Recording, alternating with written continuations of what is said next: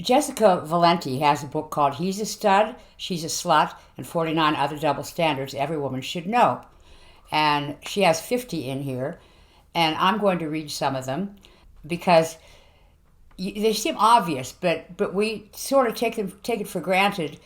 We accept a lot of double standards without thinking, okay? Something to think about. He's angry, she's PMSing. Well, in a fight with a man, or anyone for that matter, how many times have you been accused of PMSing, or being unreasonable or emotional? I'm guessing plenty.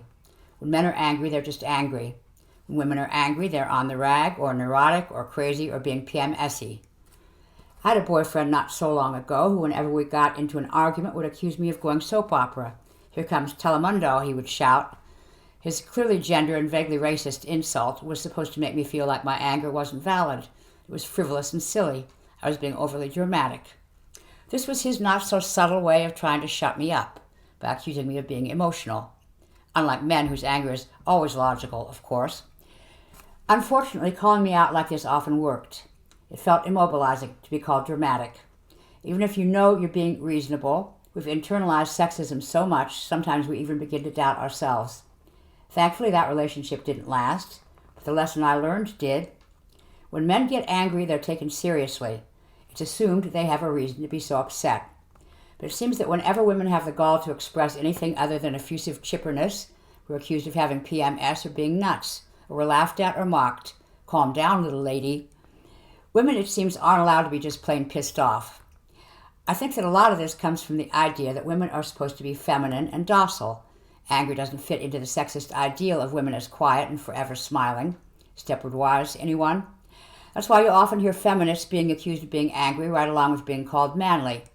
It's a way to try to stifle women's anger and by proxy our voices. When you think about it, it makes sense that society, especially men, would want to keep women's anger under wraps because, let's face it, we have a lot of stuff to be upset about. Living in a sexist world is no walk in the fucking park. What better way to ignore sexism than to make women quiet down? If a woman is too nervous about being called neurotic to get angry about things in her own life, how could she speak out against injustices in the world at large? I can't tell you how many times someone has asked me, when they hear that I'm a feminist, why I'm so angry, or told me to lighten up. If we complain, we're being rude or loud or obnoxious. If we're angry, there must be something wrong with us. I believe that's why so many women direct that anger inward. Instead of getting angry at the beauty industry that tells us we're fat, we diet and develop eating disorders. Instead of fighting with the girl in junior high who pissed us off, we call her a slut behind her back. All because nice girls don't get mad. And I think we all know that keeping things inside isn't exactly the healthiest way to deal.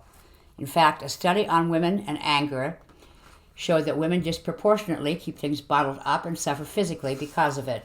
We get headaches, depression, heart disease, you name it. I'm not saying that anger doesn't affect men's health as well, but men are allowed to vent in a healthy way without being mocked or ridiculed. Women aren't. Think about how many times someone has said it's cute when you get angry. For real. When women are shown as mad or angry, we become caricatures. The pissed-off, man-hating feminist. The neurotic girlfriend.